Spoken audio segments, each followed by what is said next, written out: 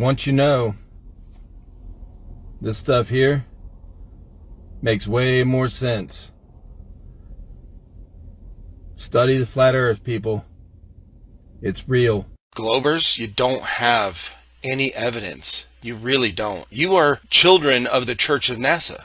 Oh yeah, you did your quote-unquote research. You just watched a bunch of flat earth videos. Well, yeah, I'm not going to look up globe stuff because I already know what I've been taught for the past 50 years. Once you look at the numbers, this is not coincidence that all these... There's too many sixes, bro. Every number that they put out about the size of the earth and the curvature and all the spin and the rotation and all this kind of stuff ends up being some kind of combination of sixes.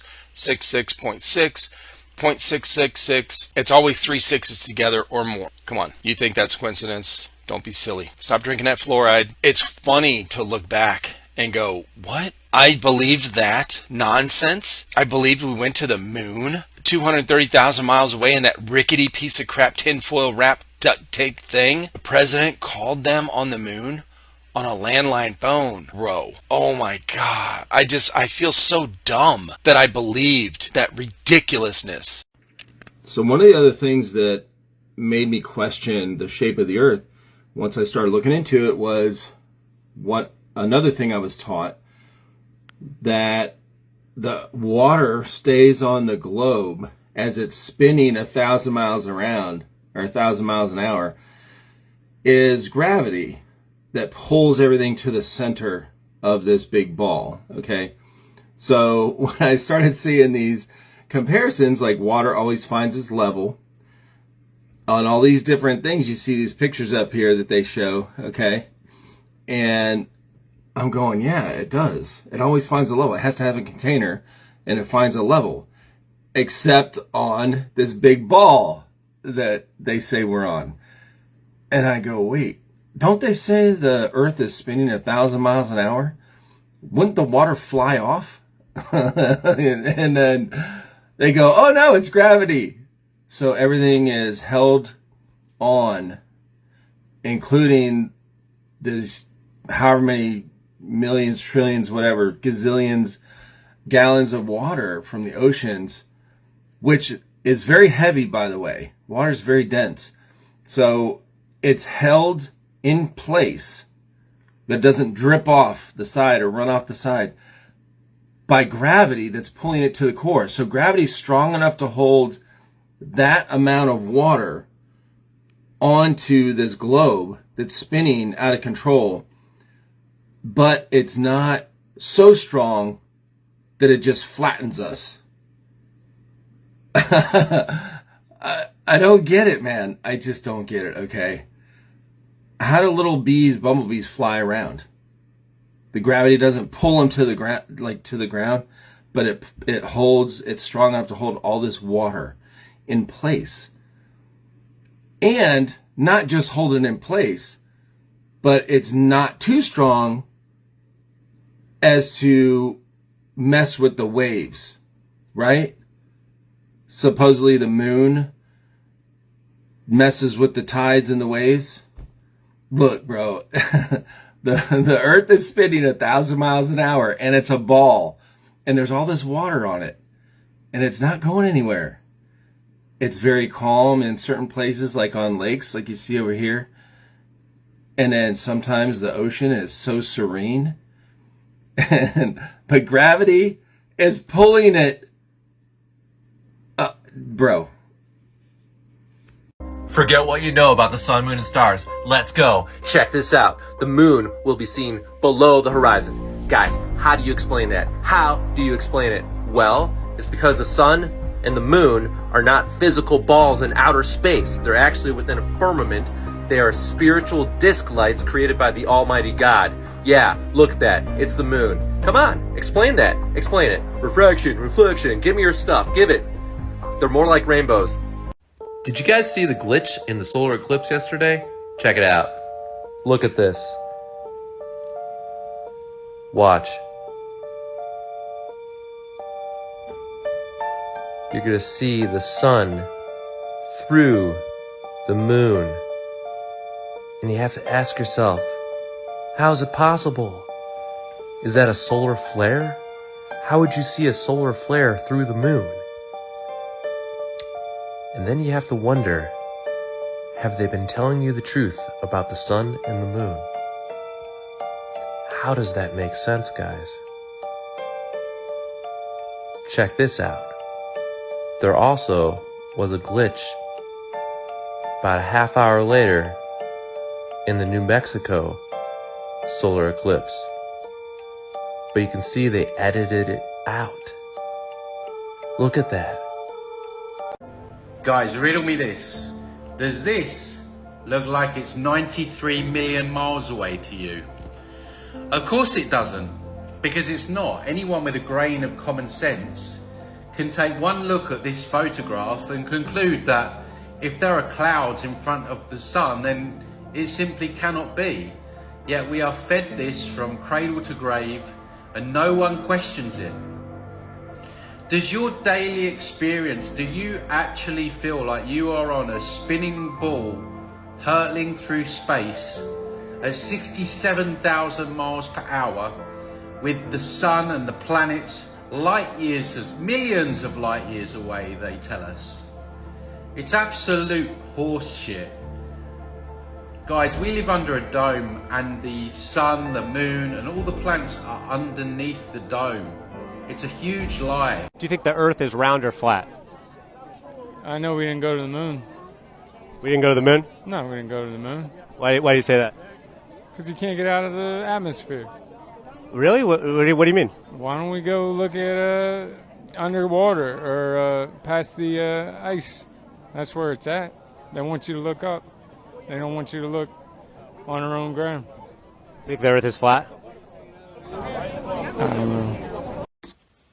Fallen angels and asteroids, what do they have in common? Well, let's look. This, if you're anything like I used to be, thought for many, many, many years this was a sign of an old asteroid. But if you think that still, let me just ask you this. If it was an asteroid that came in at an angle, unless it was coming straight down, it wouldn't look like this. It would leave some sort of tail or something different. This is not an asteroid. And if you haven't come across flat Earth yet, I highly recommend you research flat Earth. But you can see a lot of these have been found over the course of thousands of years. And I found the number of them that have been found to be very peculiar. So here's just another example. Does anyone know around how many of these huge craters have been found? Around 200, at least 190 I've researched, and there have been 195 found. And you know what that made me think of? It made me think of how many angels came down to earth with Lucifer. Anyone know that number? It was roughly around 200. Kind of coincidental there, right? Maybe we're in Satan's short season, and maybe those fallen angels that were kept in prison underground have already been released. This about the asteroid Apophis. Its name draws some attention because the cosmic mass was named after the Egyptian god of chaos, ironically also known as the Great Serpent, who, since he was also the enemy of the sun god Ra or light, existed in darkness. Could we be living in the short season of Satan and tribulation's already happened and the angels have already come up? I think so.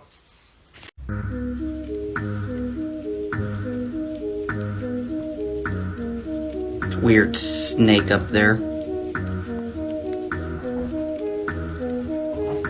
It's a weird looking map. Pretty weird looking map. It's the same map. Whatever that stuff is.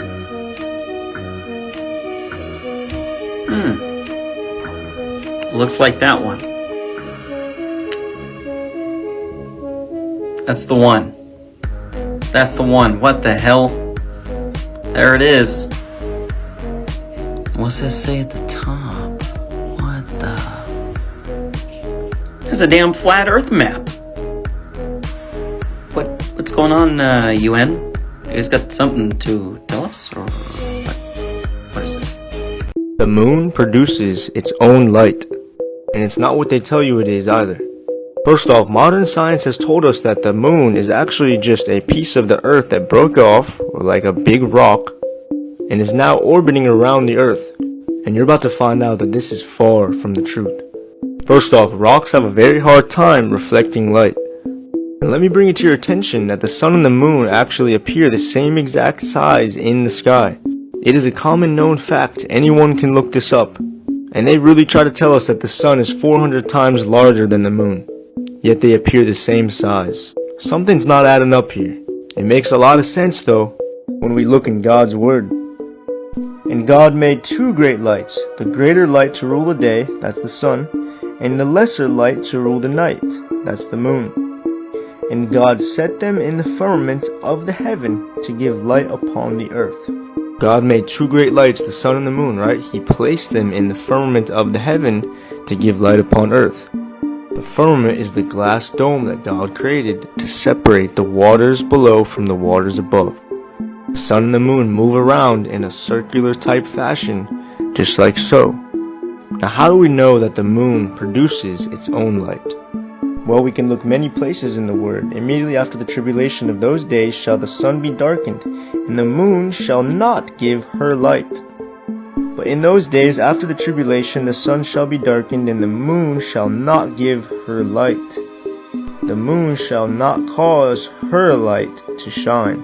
So God has made it very clear the moon causes its own light to shine. It's not a reflection. And he made that very clear for a reason, probably because he knew they'd try to deceive us. Now just more evidence that God's word is true. Notice how each time he referred to the moon, he said her. So we know the moon is feminine. Now this makes perfect sense when we realize the moon has 12 full moons every year. Women have about 12 menstrual cycles each year. The moon is the most full 15 days after the start of a new moon. Women are most fertile 14 days or 15 days after the start of a new menstrual cycle. God has made everything perfect. His word is true, it's accurate, and lines up perfectly with everything. Stop listening to what the world tells you and start listening to what God tells you. Does anyone else find it strange that all the other ancient civilizations and religions have the same exact depiction of the universe, which is a flat earth with a firmament dome covering it? And yet NASA tells us that it's a flying, spinning, hurtling water ball with magical curved water. Hold on a minute. What does NASA mean in Hebrew? It means to deceive or to beguile. And what language was the Bible written in? Also Hebrew. And what does the Bible teach? That the earth is flat with God's firmament dome going over top. It is he that sitteth upon the circle of the earth, and the inhabitants thereof are as grasshoppers, that stretcheth out the heavens as a curtain, and spreadeth them out as a tent to dwell in. This word beguiled, which means to deceive, translates to NASA, right? Now where did this word beguile come from? It came from the Bible in Genesis, when the serpent beguiled Eve, or deceived her, to eat the forbidden fruit. The serpent beguiled me, and I did eat. Now what is a serpent? A serpent is a large snake, a sly or treacherous person, especially one who exploits a position of trust in order to betray it. Someone who exploits a position of trust in order to betray it. NASA has a position of trust. Serpent also means a large snake. But why does NASA's logo have a massive snake tongue going through it? Probably because Satan, the serpent, is the one behind NASA, deceiving you, to take you away from the truth about creation, which is that we live under God's firmament dome, and in the flat earth, space is not real. When people finally wake up to the truth that we do not live on a spinning ball, but rather a non-rotating level plane, and what is above, below and beyond, we still don't know, the first question they ask is, why the lie? Why the lie? So many people have said they believe the lie is because they don't want you to know who you really are, which we know that we are very powerful people. Our mind is very, very powerful. They want to keep resources from you. They want you to believe that unless we go and find other planets, we're going to run out of these resources. They want you to take you away from God, and so on and so forth. However, for me, I've come to the conclusion the biggest lie is because they want you to believe you live in a fictional world. Therefore, your fictional character, which is known as your straw man, will work in that world. So when we look at the word lawful and legal, there's a maxim of law that says he who creates it owns it. They've created a globe. You see, in the natural world, God's world, nature, I say God, whoever that is for you, it could be natural creation, sorts, whoever, but I'm just using God as a reference. You can't patent what is organic. They cannot take away and manipulate what is organic. They can create from it, but they cannot change it. So they cannot change the non-rotating level plane. But they need you to believe in them and not God. They need you to believe in fiction and not reality. So therefore they've created a globe. And on this globe, they control your mind. And on this globe, they register you. You see, they've created corporations. They've created birth certificates. They've registered your birth certificate to these corporations. A corporation is a dead entity. It's fake. It doesn't exist, just like the globe. They've made you believe you are living on a spinning ball on this world that doesn't exist. And they call it a globe. And on the globe, we have globalism. We have global warming. We have globalists. All of it doesn't exist. Global warming doesn't exist. It's all fake. You see, in this fake world, on this globe, we have digital currency. Doesn't exist. They create money from thin air. We have your straw man, which is there to become part of the commerce system, contract system, because you see, you as a person can't do business without your straw man. So they need to create a separate world, a legal world, where you can be your straw man. And in that world, they make you believe that you have to pay taxes. You have to give away your hard-earned money. In that world, they have taken away what God has naturally given you, which is dominion over the earth. They've taken away the land, air and water from you. And because you do not know where you live, you have given it to them. You have given up your right of dominion over what God naturally gave you. It's even in the Bible. And you have decided to live in a fictional world called the globe. And there, they own your mind. You see, in this fictional world, they register. Everything is registered, and you've registered your rights away.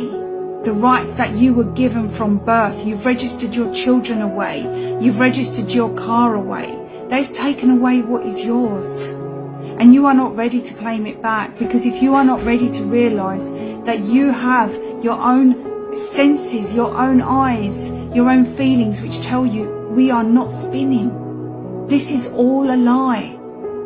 Pull back the curtain and realize you live here and you own an equal share of the earth, and they've taken it away from you. In this fictional world, they create currency. They create birth certificates. They create contracts. They create your straw man. They create slavery. They've created slavery because you don't know who you are, because you don't even know where you live. Because he who creates it owns it. And if you truly believe you live on a spinning ball, then you are owned. You are owned because you've not centered yourself to your very own existence, that you are not spinning. Don't forget, in their world, you will own nothing and be happy. They're going to take everything away from you because they think they own you. Do you know why? Because they've made you sign everything over to them with their fake money, mortgages, fraudulent, globalism, fraudulent, global warming, fraudulent, doesn't exist. None of it exists. When are you going to realize none of this exists? It's all man-made. What is natural is nature. That cannot be touched. We are so close to collectively waking up. And when people say, well, doesn't matter if the earth is flat or round, actually it's part of your spiritual awakening. Now here is something we should be concentrating on. As per God's law, until someone can bring the Creator into a court of law to provide first-hand testimony, which is cross-examinable, that one person has more authority than another, then logic and reason can only conclude we are all entitled to an equal benefit of the fruits of creation, and we are all equal under the law, and no one is above the law. When I say law, I mean small l, not man-made law. Each of us is gifted with our mind, with our own bodies and our conscience, to allow us to determine what is right from wrong. And hence we can explore this reality as long as we do not cause harm, injury and loss. When you live in their fiction, in their legal world, you lose this. You lose this privilege to use your own mind and determine your own outcome. In the legal fiction, you are a slave. You are bound by legislation, acts and statutes. And you are told you're not allowed to drive on the roads unless you have register your car to a corporation and pay fines that you don't need for profit. Everything is for profit. In the legal world, even your birth certificate has created a for-profit person, which is you. They are making money on you in a world that does not exist, because nature is natural and no one can own it. But in the legal world, the fictional globe, they own you. That's why the globe is so important, because it doesn't exist.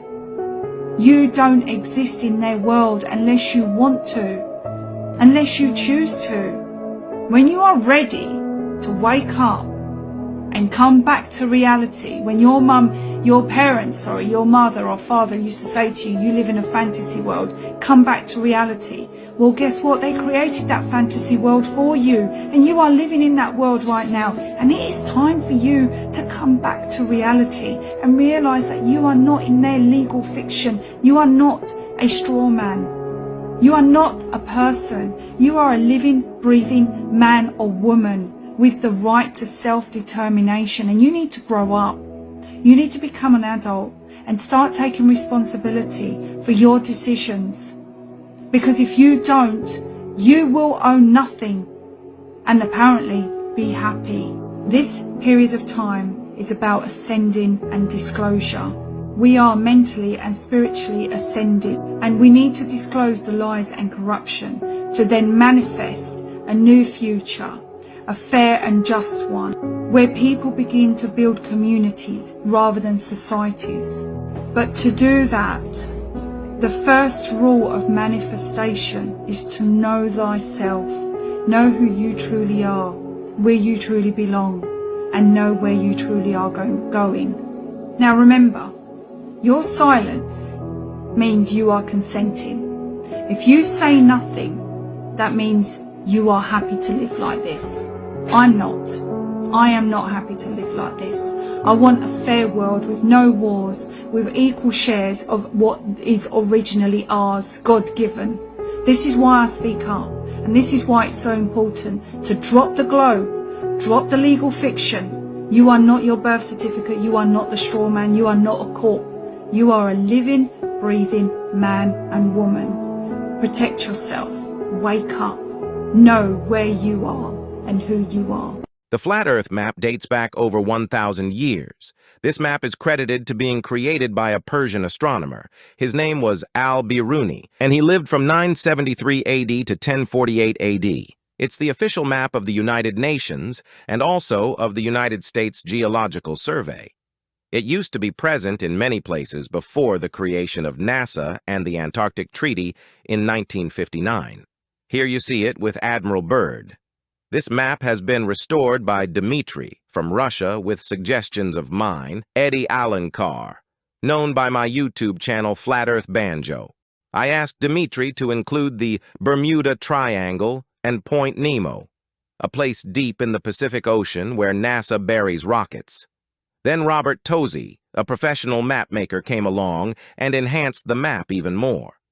There are many people now selling this map online, but if you could order it from my online store, I would greatly appreciate it. Visit my store now and order one of the items. I humbly thank you.